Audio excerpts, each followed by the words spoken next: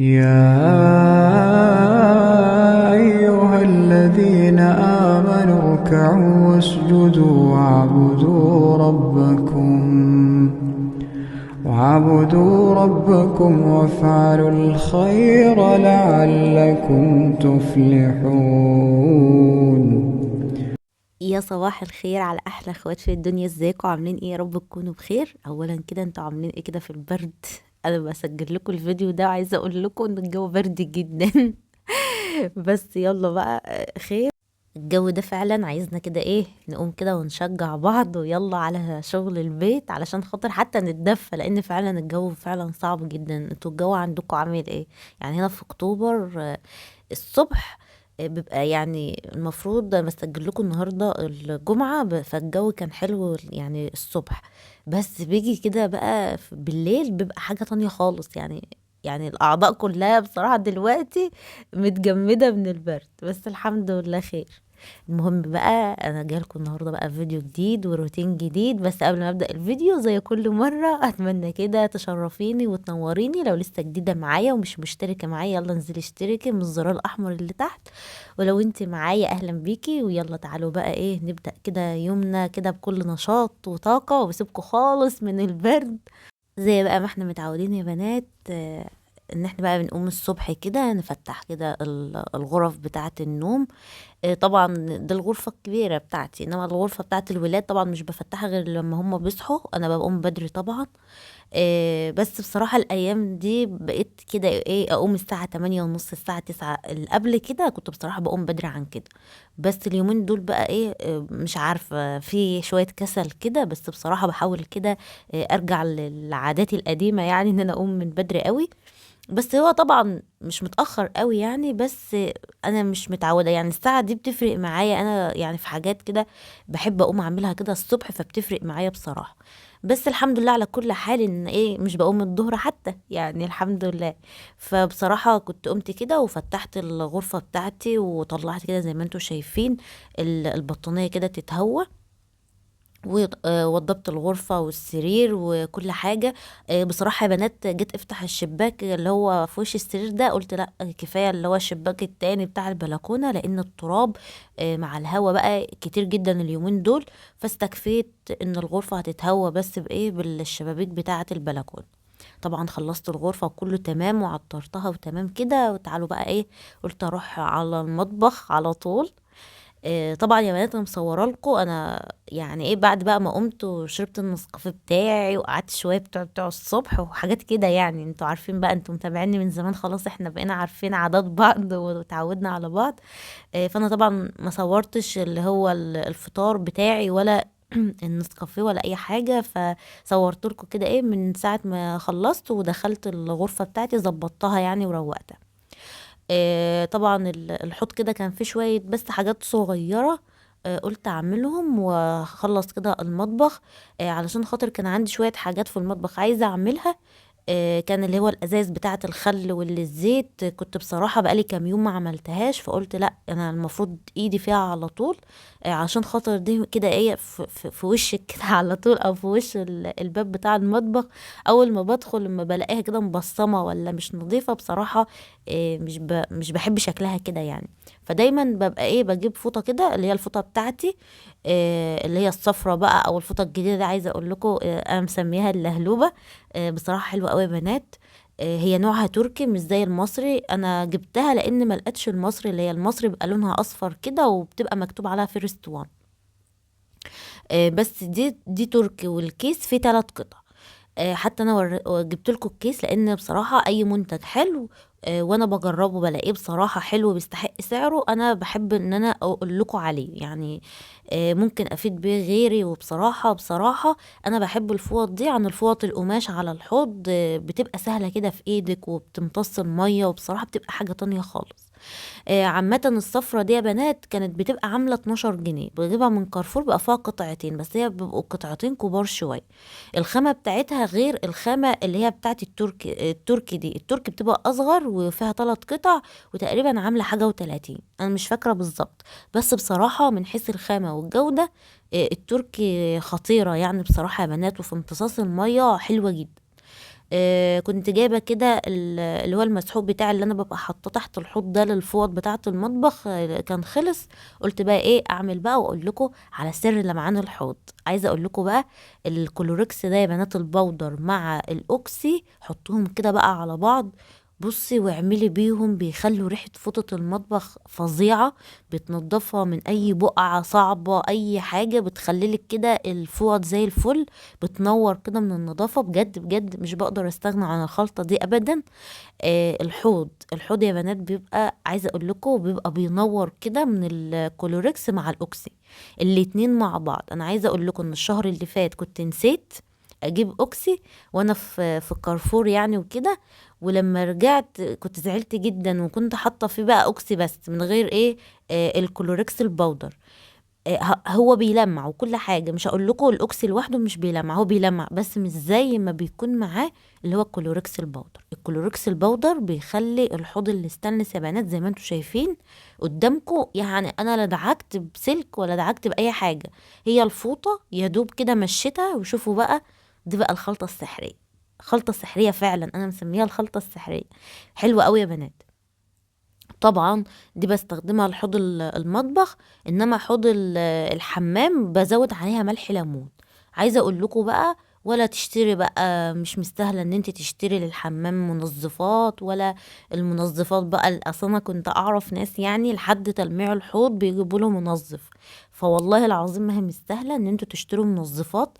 انت بس شغلي عقلك وشوفي كده يعني جيبي حاجه تمشي مع كل حاجة عندك، بحيث ان انت ما تتكلفيش. وانا عايزة اقولك ان كيس الاوكسي ده تقريبا عامل 10 جنيه، وبيقعد ممكن بيقعد معايا والله شهرين او شهرين ونص كمان، انت متخيلة؟ فالحمد لله. من حيث المنظفات انا مش بشتري منظفات يعني تقريبا، حتى ايام ما كنت بشارك معاكم المشتريات انا تقريبا ما كنتش بجيب يعني مشتريات منظفات خالص. هو يا دوب على قد مثلا اجيب اللي هو الصابون السائل بس بتاع المواعين ده وكنت بجيب بريكس وبس على كده. وكيس الاوكس ده كنت بجيبه يعني عشان القماش بتاع الحوض ده مش بستغنى عنه خالص يا بنات. فطبعا بقى يا بنات الفترة اللي هي بتاعة الغلا، وربنا يرفع عنا الغلاء يا رب، والدنيا كده تتحسن وتتصلح. عايزة كده ان احنا فعلا في حاجات بتبقى يعني ما نروحش نشتري المنظفات دي. لو انت فتحتي فيها مش هتخلصي، يعني هتجيبي الرخام، هتجيبي للحوض، هتجيبي للمواعين، هتجيبي بصي كل حاجة لها حاجة، فانت مش هتخلصي. فانت كده شوفي الحاجة اللي تمشي معاكي في كل حاجة واشتريها، يعني ما تكلفيش نفسك. فالموضوع مش مستاهل، والنظافة مش اللي هو شراء المساحيق والكلام ده كله، ولا المنظفات والله العظيم. انت لو ايدك بالصابون بتاع المواعين ده بس من غير اي اضافات، وايدك في حاجتك على طول، يعني الحمد لله رب العالمين. مثلا حاجه زي البوتاجاز دي، لو انت، انا كل يوم بعمله، لازم اعمله، ما اعرفش انام الا ان البوتاجاز نظيف. فانا الحمد لله يعني مش مستاهله او مش محتاجه ان انا اشتري مثلا حاجه اللي هي مذيب الدهون، لان اصلا هو مش عليه دهون بسبب ان انا ايدي فيه كل يوم. فانت لو ايدك في حاجتك كل يوم والدنيا تمام، الدنيا عندك هتبقى تمام، ومش هتحتاجي اي حاجه خالص. شوفوا يا بنات البتاعتين اللي انا كنت عاملاهم معاكم دول من اعاده التدوير، كانت علبه بخور عندي وانا عملتها. فكنت عاملاها كده وعامله معاكم انا اللي انا عملتها وحطيتها في البلكونه. فبصراحه كان شكلهم هنا اشيك كتير من على المطبخ، على قصدي الشباك. فشلتهم كده وحطيتهم هناك، حطيتهم كده ايه، واحده فوق واحده تحت، بس بصراحه فارقين معايا جدا وانا واقفه كده بغسل المواعين او وانا واقفه في الحوض. بجد حاجه بسيطه كده بس بتفرق في النفسيه. ولا تكلفي نفسك ولا حاجه، عندك حاجه اعملي لها اعاده تدوير. الحاجه اللي انت بتعمليها بايدك وبتجددي كده في بيتك. والصينيه اللي انا بحطها دي انا اللي عاملاها برضه يا بنات، هي كانت صينيه حاجه كده عندي تقريبا بتاعه علبه والله بلاستيك، انا جبتها وحطيت عليها كده الالومنيا ده، ورق الالومنيوم ده، وحطيت عليها كده البتاع وعطت شكل حلو قوي. جبت كده الكوبايات الصغيره اللي هي عندي دي، وحطيت فيها كده ايه فرعين كده خضر كده، وعملتها زي اللي انا حطاه عند الصابون بتاع المواعين، وحطيتها وعطتني شكل جميل. ومبسوطه بقى جدا جدا على فكره، مش بحاول ان انا اغيرها اصلا. وطبعا قلت بقى ايه اللي هو بتاع ده اسمه ايه، الملح. انتوا عارفين بحب اجيب اللي هو الكوكس ده، اللي هي العلب الصغيره. كنت الاول بحب اجيب العلب الصغيره لان ايه كانت يعني شكلها ماشي او رايق على الحاجات اللي حواليها. فدلوقتي بقى كبرت العلبه علشان خاطر ايه العلب كده اللي محطوطه دي كبيره، فقلت اجيب بقى العلبه الكبيره المره دي. فبجد بجد مبسوطه قوي بنتيجتهم، وكفايه ان هم كده نضافوا زي الفل وبيلمعوا، حاجه بسيطه خالص تخليك ان انت تبقي مبسوطه وفرحانه. الحمد لله عملت اللي انا كنت عايزه اعمله كده، لمعت الرخامه وعملت الشباك وحطيت كده الزرع كده عند الحوض، والدنيا بقت تمام. كانوا بقى ولادي صحوا على فكره. اما بنيجي نعمل كده يا بنات الفيديو، تحس ان الفيديو طلع جري كده، يعني تحس ان هو حاجة بسيطة حصلت. بس شوفوا سبحان الله، يعني انا قعدت كده في شوية الحاجات دول ممكن ساعتين، ولحد ما ولادي صحوا يعني. فسبحان الله يعني، لما انت بتسرعي المشهد غير وانتي اصلا في الواقع يعني. فكانوا صحوا كده، قلت اعمل لهم كده فطار جبنة سايحة كده. الجبنة دي يا بنات انا بحب كده، يعني انا مش بجيبها ميكس كده جاهز. بحب انا اجيبها كده ايه، بجيب مثلا الرومي لوحده والشيدر لوحدها، وبجيب الموتزاريلا لوحدها. وبحب انا بقى ايه اعملهم هنا في البيت، بصراحة بتبقى حلوة قوي غير اللي هي الميكس الجاهزة خالص. انا بحب اجيب النيوزيلندي، هي طبعا سعرها عالي قوي للاسف. بس بصراحه يا بنات، حتى لو انت جبتي حاجه بسيطه، لو جبت ربع كيلو من ده، وربع كيلو من الرومي، وربع كيلو من الموتزاريلا. انا بجيب بصراحه الموتزاريلا اللي هي الاكياس الكيلو، بيبقى عليها عروض دايما في كارفور. بس دلوقتي يعني اخر مره جبتها كانت عامله 95. فبعمل بقى كده خلطه، بصراحه طعمها يا بنات بيبقى حلو قوي في البيتزات والفطير والحاجات دي، بصراحة بتبقى تحفة يعني. القرصة دي يا بنات أنا اللي عاملاها. كنت عاملة كده قرص، يعني بصراحة كانت محاولة كده، كنت عاملة شوية، كنت عاملة كوبايتين دقيق كده قرص. كنت عاملاهم بلبن جوز الهند. فكنت بصراحة مرضتش اكتر بسبب ان انا اول مرة اعمل يعني الفكرة دي. و... وقلت ايه، لا ده انا اجرب كده، يعني بدل ما استخدم اللبن في العجن، ممكن ان انا هعملها معاكم، مش هتكلم عنها كتير بس هعملها معاكم وهجربوها، وعايزة اقول لكم تحفة. عملت الرز بلبن من غير لبن، وعملت كيكة من غير لبن. فكل الوصفات اللي هي الاقتصادية دي والله العظيم هشاركها معاكم ان شاء الله. بس انتوا بقى ايه، شجعوني كده وحطوا لي لايكات، والله هحس كده ان انتوا فعلا حابين المحتوى وهتستفادوا من المحتوى. انا كل همي ان انتوا يعني تستفادوا يا بنات. يعني انا مش عايزة، انا ممكن اعمل فيديو كل يوم على فكرة، انا كل يوم احنا بنغسل مواعين، وكل يوم احنا بننظف، وكل يوم بنعمل حاجات. بس انا ببقى حابة اضيف حاجة في الفيديو احس ان انتوا هتستفادوا منها في حياتكم. يعني مثلا الوصفات دي ببقى مبسوطة قوي لما بعمل وصفة اقتصادية وبتديني نفس طعم الوصفة الأصلية، بس ان انا وفرته، وهي يعني وصفة حلوة واقتصادية. ان شاء الله ان شاء الله كل فيديو زي ما اتفقنا نعمل مع بعض وصفة اقتصادية حلوة قوي. طبعا كان المطبخ بقى ايه خلص كده، وكان الحمد لله فضيت كده الغسالة بتاعة الأطباق، وقلت ما يعني اطلع بقى اقفل كده عشان عايزة اعطر. بحب اعطر يا بنات وانا مقفلة الشقة. بجد بتفرق الريحة، بتثبت كده، بتحس كده ان الستاير شربت المعطر، او شربت حتى لو هتبخري ببخور. فبجد جربي تقفلي، وبعد كده تشغلي الحاجة اللي انت هتعطري بيها، سواء بخور او زيت عطري. زي ما قلت لكم، الزيت العطري اللي انا بستخدمه ده الزيت اللي هو العطر بتاع العربيات. فبجد بيبقى فظيع، مش قادرة اقول لكم. اللي عندي ده اللي هو ريحة اللبان تقريبا، والله جوزي اللي قايل لي ان هو ريحة اللبان يعني. بس يعني لان هو اللي بيجيبهولي. فبس بجد ريحته حلوة قوي قوي يعني. ف يعني كده كنت خلصت الحمد لله، وشغلت المعطر، وقلت بقى ايه ادخل اعمل الغدا. كنت هعمل غدا سريع قوي، فقلت برضو اشارك معاكم الفكرة بتاعت الغدا دي، لان بجد الطاجن ده يا بنات حلو جدا، ريحته بتبقى قلب الدنيا. انا طبعا بجيب الخضار يا بنات جاهز، انا مش بفرز خالص. عامة اساسا انا ما عنديش ديب فريزر، وحتى يعني انا كان عندي وبصراحة يعني ملوش يعني بالنسبة لي ما كانلوش 60 اي لازمة.